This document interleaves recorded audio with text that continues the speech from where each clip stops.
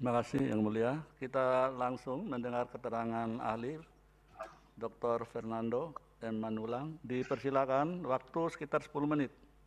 Saya sebagai ahli diminta untuk menerangkan perihal etika dan hukum. Saya dengan sengaja memilih pemikirannya Jeremy Bentham sebagai awal penjelasan saya mengenai etika atau moral mengenai hukum, dengan alasan ialah orang yang menurut saya paling komprehensif menunjukkan hubungan etika dengan legislasi. Secara tegas saya ulangi, dengan legislasi. Karena pada umumnya para filsuf tatkala membicarakan tentang hukum, mereka secara bervariasi menunjuk pada hal-hal lain selain legislasi, termasuk misalnya kebiasaan. Jeremy Bentham dalam bukunya yang berjudul Introduction to the Principles of Moral and Legislation menunjukkan bahwa etika bekerja di ranah privat. Namun ia meneruskan lagi, sekalipun etika bekerja di ranah privat, etika mungkin juga bekerja di ranah publik. Tegasnya, ia menyebutnya sebagai etika publik.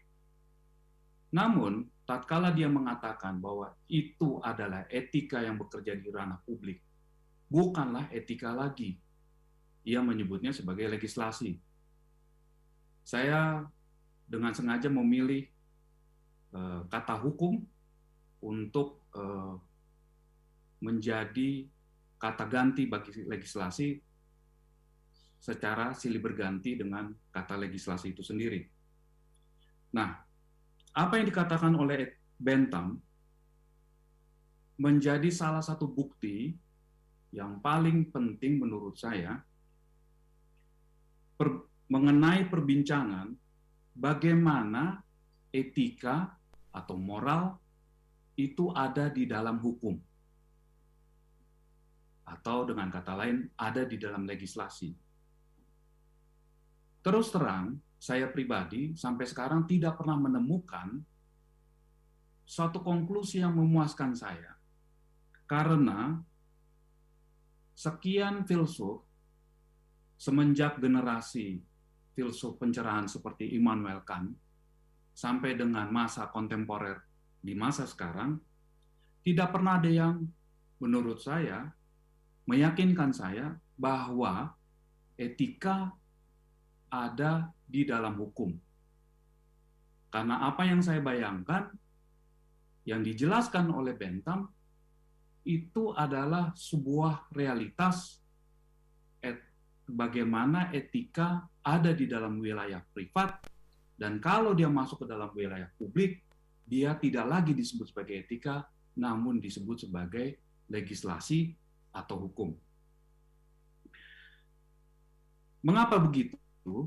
Karena tatkala kita bicara hukum, sepanjang yang saya perhatikan, bahwa hukum itu bicara yang seharusnya.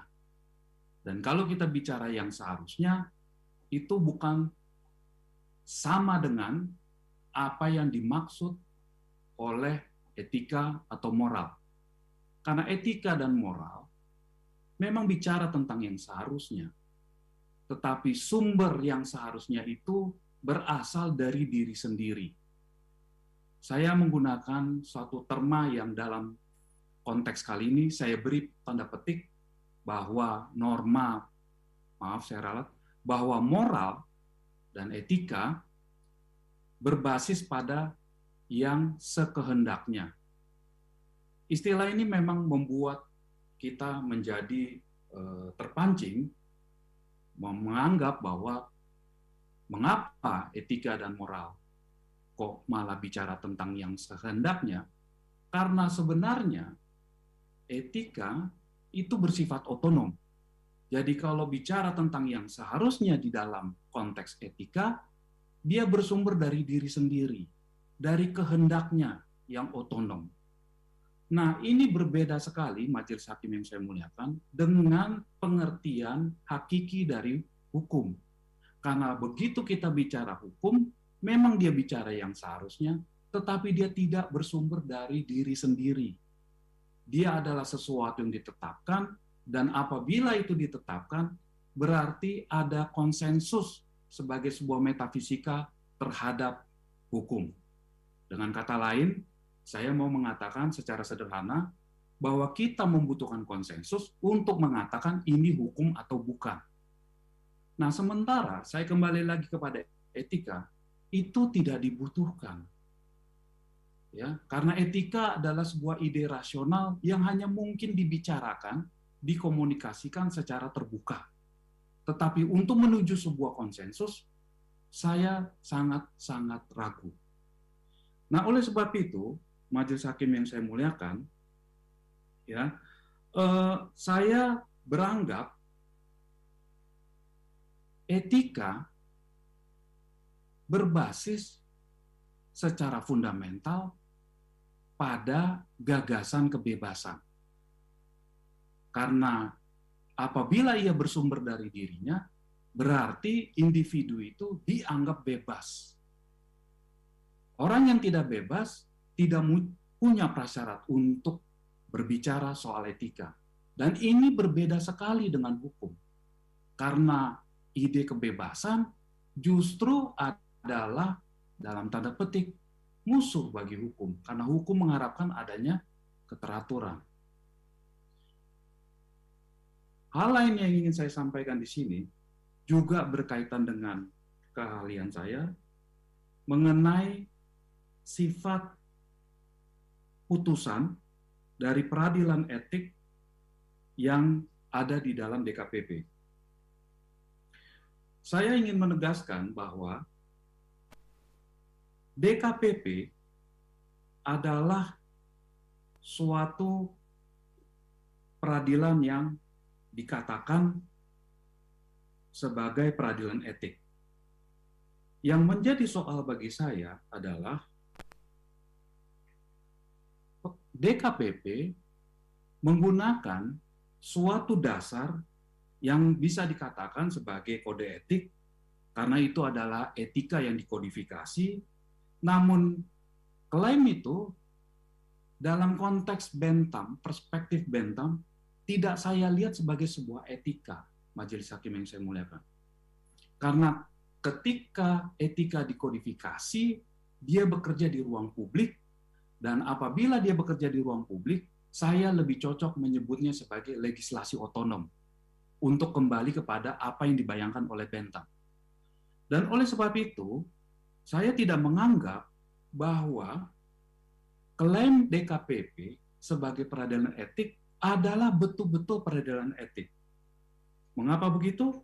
Karena ketika etika dibawa ke dalam ruang publik, dia menjadi sesuatu yang bersifat yuridis. Dan dalam konteks pemikiran Bentham, itu adalah legislasi, itu bukan etika. Nah, yang lebih menjadi soal, tatkala kita membicarakan sifat putusan DKPP, yaitu final dan mengikat, saya tertarik untuk melihat, dan saya berharap majelis hakim memperhatikan bahwa menurut pasal 159 Undang-Undang Pemilu, bagian 3A, disebutkan DKPP itu berkewajiban menerapkan prinsip menjaga keadilan. Kita sudah mengerti, dan saya yakin semua para ahli hukum banyak yang mengerti, bahwa keadilan itu adalah tujuan. Saya menggunakan perspektif Derrida majelis hakim yang saya muliakan. Tatkala kita bicara tujuan, itu bukan berarti sebuah hal yang final. Derrida mengatakan bahwa keadilan itu selalu mengalami penundaan, suspension. Kenapa mengalami penundaan? Karena sesungguhnya makna keadilan tidak pernah berakhir di satu titik. Keadilan selalu dicari. Oleh sebab itu, dalam keseharian kita, saya sering sekali membaca di media massa ada istilah atau sebutan bagi pencari keadilan. Itu adalah sebuah penamaan yang sangat penting untuk kita renungkan bahwa keadilan itu tidak pernah tamat. Nah, oleh sebab itu, Majelis Hakim, apabila DKPP diberi peran untuk menjaga keadilan, saya tidak melihat bahwa sifat putusan mereka pun harus final dan mengikat. Saya menyaksikan di dalam praktik hukum sekalipun, peluang untuk mengatakan final dan mengikat masih mungkin diberikan prosedur-prosedurnya agar ia bisa ditinjau kembali. Bentuknya bisa naik banding dan seterusnya. Tetapi kalaupun dikatakan final dan mengikat, saya menjadi ragu bahwa apa yang dikatakan oleh undang-undang bahwasanya DKPP adalah penjaga keadilan menjadi sesuatu yang bertolak belakang. Karena bagi saya, keadilan itu adalah sesuatu yang mengalami penundaan. Kalau hari ini saya katakan adil, belum tentu esok saya katakan adil. Adil tidak akan pernah tuntas dan tidak akan pernah final. Jadi memberikan kata sifat pada sebuah putusan yang bernama final dan mengikat, itu bisa sangat potensial mencederai makna keadilan itu sendiri. Selain itu, Majelis Hakim, ini yang sangat menarik, beberapa klaim yang dikemukakan oleh para ahli hukum, dan itu juga dikemukakan dalam suatu putusan pengujian undang-undang beberapa tahun yang silam, bahwa DKPP itu adalah kuasi peradilan. Saya sungguh-sungguh berhati-hati dengan kata-kata ini, kuasi peradilan. Karena kata kuasi, Majelis Hakim yang saya muliakan, itu adalah sebuah hipotesa. Ya, hipotesa yang mengatakan bahwa DKPP seolah-olah peradilan. Jadi secara hipotetis, dia dianggap seolah-olah peradilan. Dengan demikian, saya beranggapan memberikan perangkat putusan yang sifatnya final dan mengikat, menurut saya, mohon maaf, adalah sesat pikir. Nah, oleh sebab itu, saya tidak melihat bahwa etika, jikalau masuk ke dalam hukum, tetap pantas disebut sebagai etika, karena begitu dia masuk ke dalam hukum, menurut saya adalah legislasi, dan sebuah legislasi itu harus adil. Jikalau tidak adil dan memberikan kewenangan yang justru mencederai keadilan, adalah hal yang menurut saya tidak patut untuk diterima. Demikian pendapat ahli yang saya bisa berikan. Terima kasih. Ya,